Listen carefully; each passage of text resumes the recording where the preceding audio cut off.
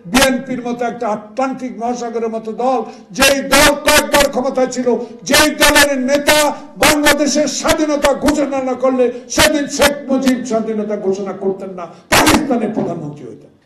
হাসিনা রক্ত চক্ষু উপেক্ষা করে যারা কারাগারে ছিলাম, আয়নাঘরে ছিলাম, নির্যাতন সহ্য করেছি, হাজারো মামলা মাথা নিয়ে কোর্টের বারান্দা না খেয়ে দাঁড়িয়েছিলাম, তাদের ভয় আর কিছু নাই। তাদের আশা বাংলাদেশে একটি নিরপেক্ষ নির্বাচনের মধ্যে দিয়ে এমন একটি রাজনৈতিক দল ক্ষমতা আসুক যারা জনগণের সেবা করবে, গণতন্ত্রকে মাথার উপর রাখবে, সংবিধান রক্ষা করবে, সংসদকে সার্বভৌমত্ব করে দিবে এবং বিচার বিভাগের স্বাধীনতা ফেরত দিবে। শাহাবুদ্দিনের কথা আপনার মনে নাই? তখনকার চিফ জাস্টিস অন্তর্বর্তীকালীন তত্ত্বাবধায়ক সরকার প্রধান থেকে 3 মাসের মধ্যে সকল সংস্কার করে নির্বাচন উপহার দিয়েছে, সেটা আপনার মনে নাই? আপনাকে কেন 9.5 মাস অতিবাহিত করতে হবে? এই প্রশ্ন আমার নিজের কাছে আমি খুঁজে পাই না। আমার স্ত্রী কিন্তু অসুস্থ, কিন্তু রাজনীতি করে না। সে আমাকে বলে, আমি তাকে একটু উৎসাহিত রাখার জন্য, ক্যান্সার খুবই খারাপ রোগ, আমি তার সাথে বসে গল্প করি, ইউটিউব গুলা বাজায়, রাজনৈতিক কথা। আজকে বাংলাদেশ প্রতিদিনে একটা সাবজেক্ট লেখছে, খুব ওটা পড়ে শোনাচ্ছিলাম। সে আফসোস করে বলল যে আমি তো রাজনীতির নেতা না। মানে আফসোসটা আমার স্ত্রী, আল্লাহ জানে বাঁচবে কতদিন, ক্যান্সার রোগে আক্রান্ত। আফসোস করলো তার। ডক্টর ইউনূস যেদিন এয়ারপোর্টে আসে, আমি যদি যেতে পারতাম, রাজনৈতিক নেতা হইতাম, আমি তাকে ফুলের মালাটা দিতাম। বিশ্বের দরবার থেকে যে একটি উপাধি ছিনিয়ে এনেছে বাংলাদেশের জন্য, এটাই তো আমাদের সবচেয়ে বেশি। আমি সবচেয়ে, তুমি জেলে ছিলা 16 বছরের মধ্যে 10.5 বছর, আমার কোনো আক্ষেপ নাই, সব ভুলে গিয়েছি। যেদিন 8 তারিখে শপথ নিল, না 10 তারিখে, 8 তারিখে যখন শপথ নিল, আমি এত খুশি হয়েছি যে এমন একটা ব্যক্তিকে বসিয়ে দিয়েছি, বাংলাদেশে আর কোনো ফ্যাসিস্ট থাকবে না, কোনো বিভেদ থাকবে না, ভারসাম্যহীনতা থাকবে না, বিভেদ থাকবে না। বাংলাদেশে এমন একটি ঐক্য সৃষ্টি হবে যে ঐক্যের মধ্যে দিয়ে বাংলাদেশের তরুণ সমাজ, যারা রক্ত দিয়ে বাংলাদেশে এই 5 আগস্ট সৃষ্টি করেছে, সকল দল মিলিয়ে একটা ঐক্য করব। কার নেতৃত্বে? ডক্টর ইউনূসের নেতৃত্বে। সে ঐক্যটা বিনষ্ট করা হইল কেন? হচ্ছে কেন? কার প্রলোভনে? কার কান কথায়?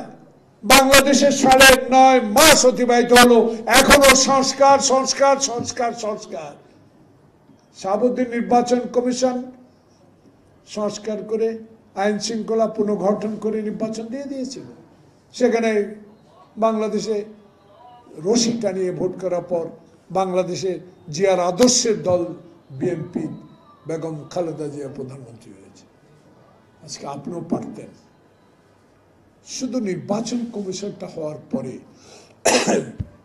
সকল দলকে নিয়ে যারা রাস্তায় ছিল, যারা গণতন্ত্রের জন্য লড়াই করেছে, যারা গণতন্ত্রের কথা বলেছে, যারা সংবাদপত্রের স্বাধীনতার কথা বলেছে, যারা ফ্যাসিস্টের বিরুদ্ধে কথা বলেছে, যারা লুটের বিরুদ্ধে কথা বলেছে, যারা সিন্ডিকেটের বিরুদ্ধে কথা বলেছে, যারা আইন শৃঙ্খলা রক্ষার কথা বলেছে, যারা দ্রব্যমূল্যের ঊর্ধ্বগতি রোধে দাবি পেশ করার পর গুলি খেয়েছে, জেলে গেছে, তাদেরকে নিয়ে আপনি দেশে একটি নির্বাচন দিয়ে দিতে পারেন। কেউ পদত্যাগ করে যায়নি, প্রধান হয় দলের, ওয়েলকাম, আসেন, রাজনীতি করেন, গ্রামে যান, মানুষের সেবা করেন, মানুষকে বুঝান, আপনার আইডিওলজি কি সেটা প্রচার করেন।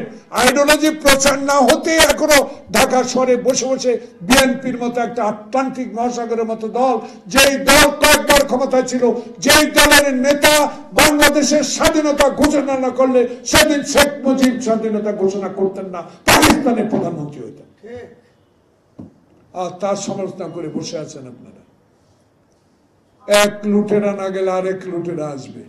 আরে লুট কারা 9.5 মাসে করছে, হিসাব বাইর হবে। আকা মোহাম্মদ আব্দুল বলছেন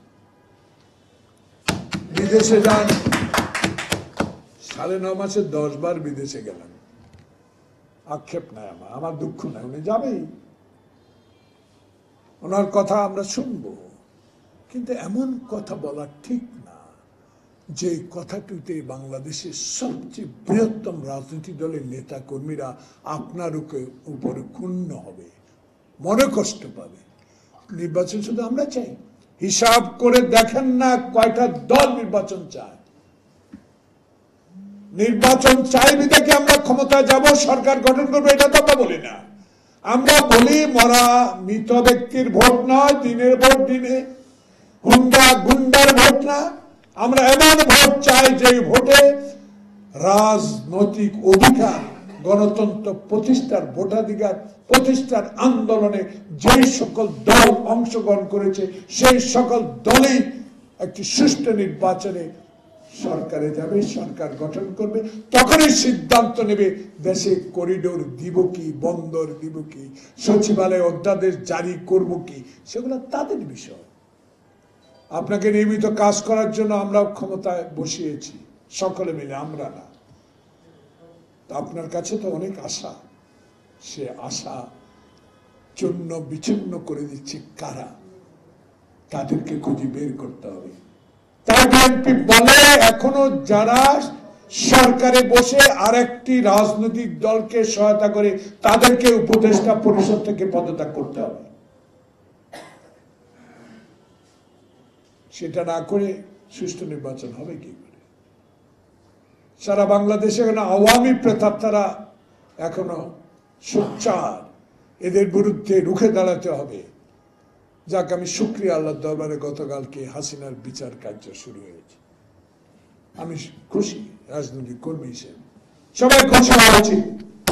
বিচার করেন, আমরা তো বিচার চাই, আওয়ামী লীগের নিষিদ্ধ জনগণও চায়, কিন্তু এরই ফাঁকে বিএনপিকে মাইনাস করার যদি কোনো হীন প্রচেষ্টা আপনাদের মধ্যে থেকে থাকে, তার বিরুদ্ধে লড়াই করার জন্য তারেক রহমানের হাজারো লক্ষ কর্মী প্রস্তুত। কেউ বাধা দিলে সে বাধা মানবে, কারণ হাসিনা রক্ত চক্ষু উপেক্ষা করে যারা কারাগারে ছিলাম, আয়নাগরে ছিলাম, নির্যাতন সহ্য করেছে, হাজারো মামলা মাথা নিয়ে কোর্টের বারান্দা না খেয়ে দাঁড়িয়েছিলাম, তাদের ভয় আর কিছু নাই। তাদের আশা বাংলাদেশে একটি নিরপেক্ষ নির্বাচনের মধ্যে দিয়ে এমন একটি রাজনৈতিক দল ক্ষমতা আসুক যারা জনগণের সেবা করবে, গণতন্ত্রকে মাথার উপর রাখবে, সংবিধান রক্ষা করবে, সংসদকে সার্বভৌমত্ব করে দিবে এবং বিচার বিভাগের স্বাধীনতা ফেরত দিবে।